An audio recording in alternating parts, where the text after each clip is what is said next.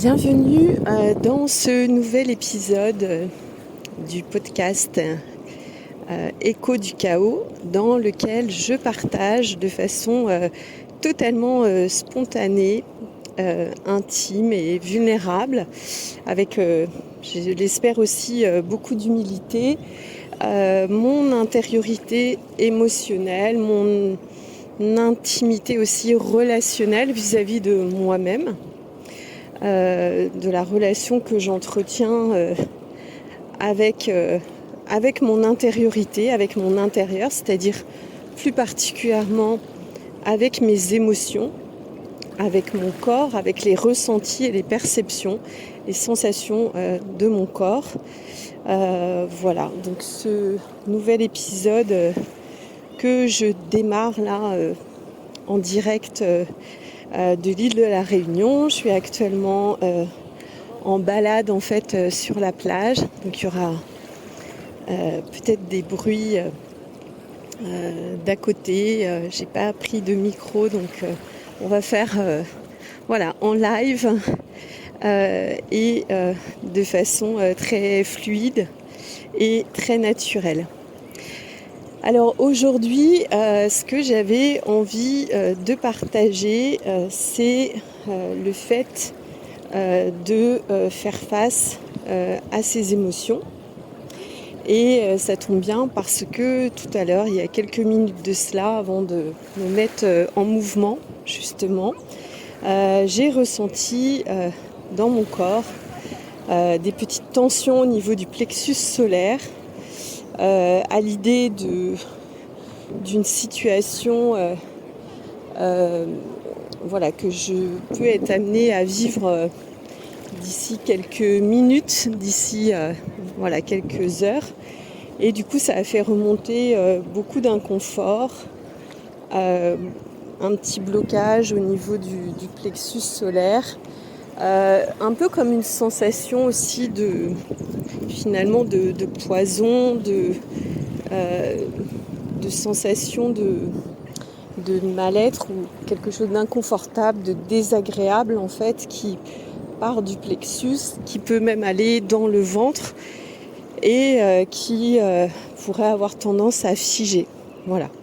Donc ça, je l'ai observé, je l'ai remarqué et concrètement, voilà ce que je savais déjà que j'allais me mettre en mouvement de par cette marche. Donc ça, c'était déjà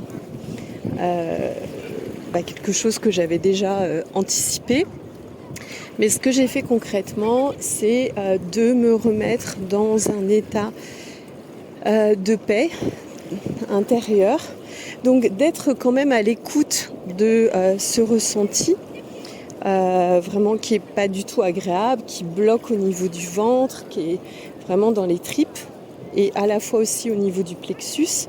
Je sais exactement à quoi c'est lié, à une ancienne relation et à la possibilité et les synchronicités peut-être de rencontrer une personne qui serait à même de réveiller un certain nombre de sentiments, d'émotions, voire même de ressentiments chez moi.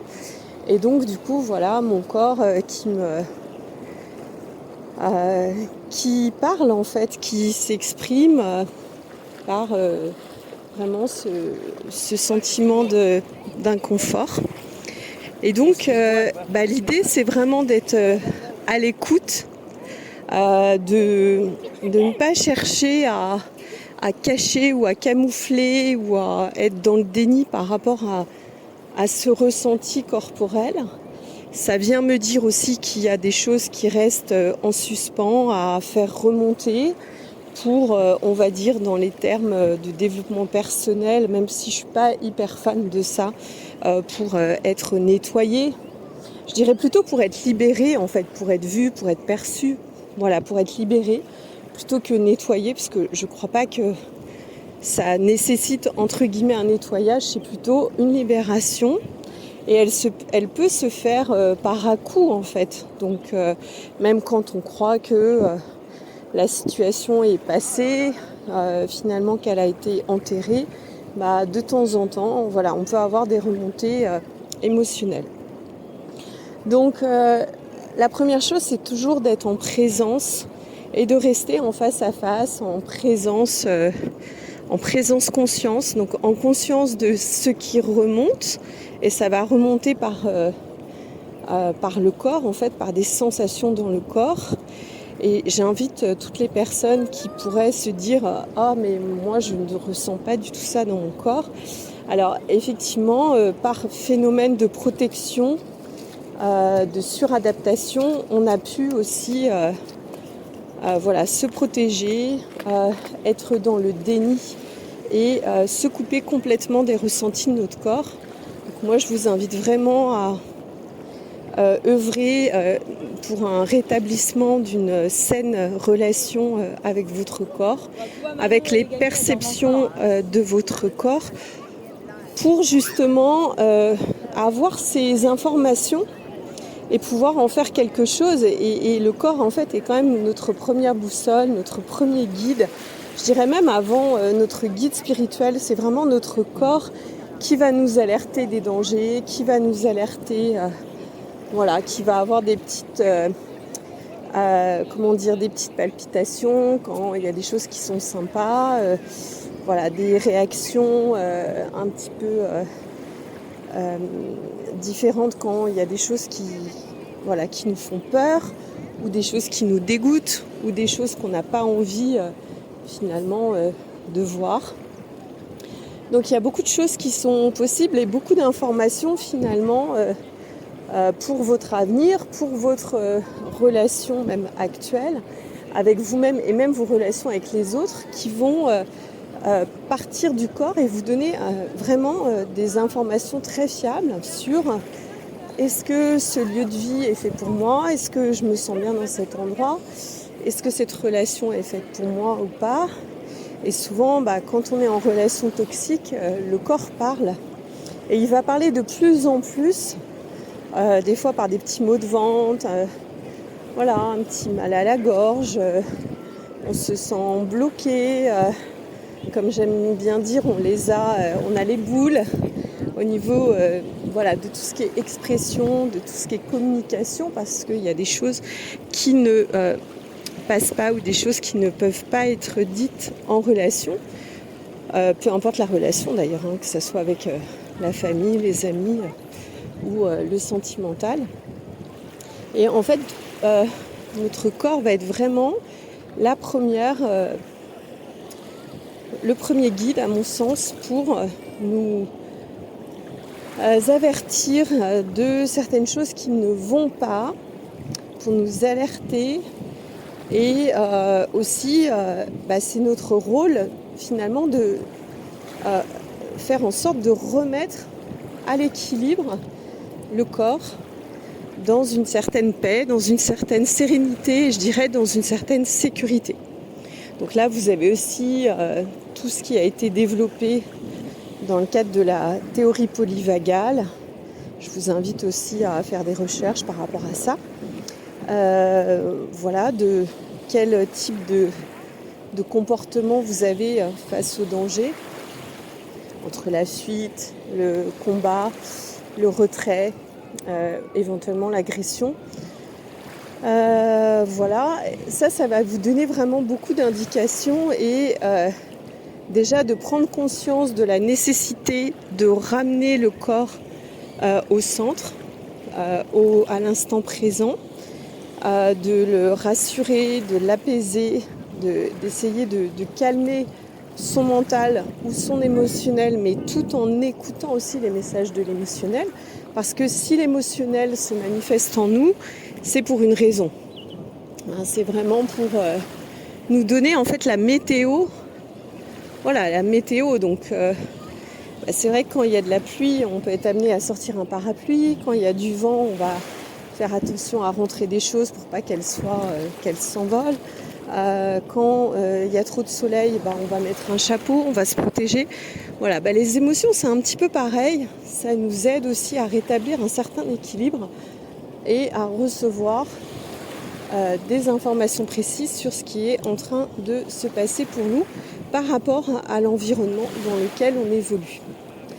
Donc là, l'idée, par rapport à mon exemple de ce matin et par rapport à ce que j'ai pu percevoir dans mon corps ce matin, qui n'était pas du tout agréable et pas confortable, et d'ailleurs j'en étais la première surprise, ça peut être de pratiquer aussi une pause en conscience, de se dire ok, j'entends, je vois, je perçois comment c'est dans mon corps, ok, ça me dit déjà que là je suis un peu en stress ou je suis un peu comme ci, un peu comme ça, et puis ensuite peut-être de l'aider à réguler en utilisant le moyen que vous allez trouver le plus adapté. Ça peut être aussi des fois de poser juste la main sur son plexus pour apaiser, la main sur son cœur, ou une main sur le plexus, une main sur le cœur. Ça peut aussi être de pratiquer une respiration 4-4. Donc j'inspire sur 4 secondes, je retiens mon souffle, je retiens l'air dans mes poumons pendant 4 secondes, j'expire par la bouche pendant 4 secondes et ensuite je reste encore avec l'air bloqué pendant 4 secondes avant de reprendre une inspiration sur 4 secondes, et vous pouvez faire ça une dizaine de fois. Ça va envoyer finalement l'information à votre corps que ça s'apaise. La respiration lente, en tout cas sous cette forme, la 4-4, va véritablement permettre de vous apaiser, et ça vous permet de passer justement cette phase en toute présence, en toute conscience, en toute connaissance, en toute intelligence, sans justement avoir à la fuir, sans avoir à être dans le déni, et en accompagnant en fait le mouvement, en accueillant finalement ce qui vient. Voilà. Donc c'était mon partage du moment sur une montée émotionnelle inconfortable, et comment je gère en fait ce moment. Alors là pour l'instant on va dire que j'ai été juste dans la phase d'accalmie, de retour au neutre, de retour à un espace plus sain, plus apaisé. Mais pour certaines émotions, comme je l'ai expliqué dans les précédents podcasts, on peut se servir finalement de ce sursaut émotionnel totalement inconfortable pour faire un passage à l'action. Donc là, il y a quand même un petit passage à l'action, parce que finalement, je me suis mise en mouvement par le biais de cette marche. En plus, au grand air, avec les éléments, aux côtés de la mer, les pieds directement dans le sable pour m'ancrer, pour recevoir aussi les énergies de la terre, recevoir aussi les énergies du soleil vu que je suis en extérieur, les énergies de l'air, de la mer. Mais on aurait pu aussi imaginer que ça débouche finalement sur une autre action, que je pourrais dire une action connectée, une action alignée, qui me permet de surfer en fait sur l'émotion qui vient, pour aller opérer une mise en mouvement dans la matière. Donc ça peut être prendre mon téléphone et éventuellement appeler quelqu'un, ça peut être décider d'aller dans tel ou tel lieu, ou de débuter telle activité, aussi minime que ça soit en fait. Voilà, l'idée c'est vraiment de se laisser guider par un premier geste qui va en amener d'autres, et des fois quand c'est bien vécu de façon consciente, présente et alignée, ça peut déboucher sur des grandes créations, comme ça l'a été d'ailleurs pour la création de cette deuxième chaîne YouTube. Voilà, c'était mon partage du jour. Je vous retrouve très bientôt pour des nouvelles émotions, en plein cœur de mon intimité émotionnelle et relationnelle. À très vite.